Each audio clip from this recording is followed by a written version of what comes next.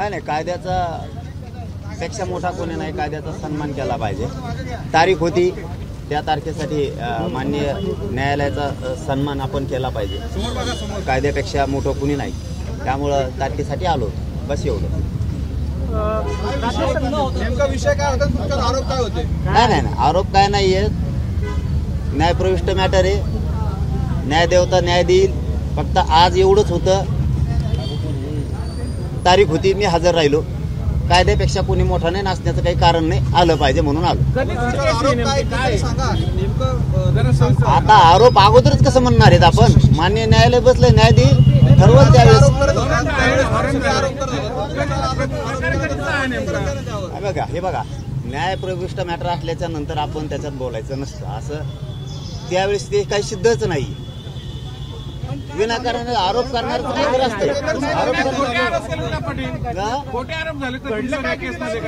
हे बघा, आता न्यायालयात आहे म्हणून मी त्याविषयी बोलाय, खोटं आहे हे सगळ्यांनाच माहिती आहे। आता एक मात्र खरं आहे, कुंकड सापडत नाही म्हणून काय याच्यात सापडायचं की काय सरकारला, असंही काय असू शकतं। पण न्यायदेवता न्याय करल, तारीख होती, आलो दादा, आणि तुम्हाला टाळून जाऊ शकत नाही मी कधी। लय दिवसाचं येते नाही, घटनाक्रम सांगायला गेला येते आता फार 13-14 वर्षाचा विषय आहे तो, आत्ता आलाय समोर आणि काही कारण नसताना। पण ठीक आहे, आता ते न्यायालयात ते टिप्पणी करू नये, कारण न्यायदेवता न्याय दे, या एवढं मात्र साहेब। एवढं जालन्यावर जर तुम्ही इथे येत असाल तर नेमकी तक्रार काय तुमच्या? तेवढं अहो साहेब, जालन्याहून आलोय म्हणजे न्यायदेवतेचा सन्मान केला पाहिजे, कायद्याचा सन्मान केला पाहिजे म्हणून आलो। तिथून आलो म्हणजे काय लय मोठा थोडा झालोय मी, कायद्यापेक्षा थोडा मोठा आहे। ते पूर्वीच नाटकाचाच येतो विषय, परंतु न्यायदेवता आता न्याय करेल तिथं, त्यामुळे ते आता न्यायप्रविष्ट असल्याने त्याच्यात काय बोलू थेट आरोप नाहीये, फक्त त्या दोघांनी तारीख होती म्हणून तुम्हाला बोलवलं असं काहीतरी। अगदी बरोबर, पण ते आता तारीख होती, मी आलोय त्याच्यावर आता मध्ये असल्यामुळे आता मला मी काहीच बोलत नाही। न्याय मंदिर खरंच न्याय करेल त्याच्यात। राज्य सरकारने 26 कोटी रुपये मंजूर केलेत, विरोधकांकडून टीका होते की ते शासकीय योजनांसाठी मंजूर केलेले 26 कोटी जर मराठा समाजासाठी वापरले असते तर फायदा झाला असता। तुम्हाला काय वाटतं, ज्या आतापर्यंत झाला नाही, इथून पुढे पण नाही होणार।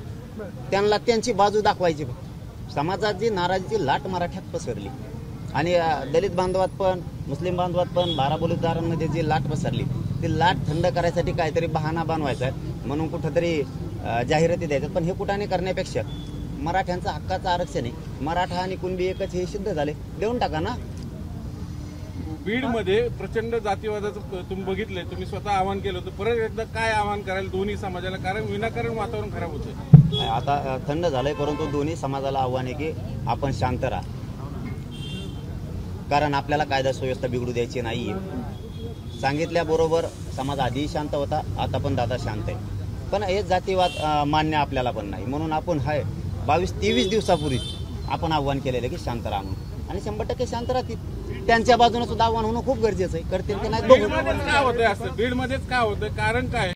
समोरची पार्टी आरोप करते, तुम्ही भाषण देताना काही जातीवाचे उल्लेख केले, त्यामुळे हे सगळं पेटवतं कोण? मी आतापर्यंत बोललो नाही, जातीविषयी एक शब्दही बोललो नाही। प्रामाणिकपणानं तुमच्या समोर मी माझी बाजू हमेशा मांडलेली। मी जातीला खालच्या ग्राउंड लेवलच्या कुठल्याही ओबीसी बांधवाला कधी दुखवलेलं नाही, दुखवणार सुद्धा।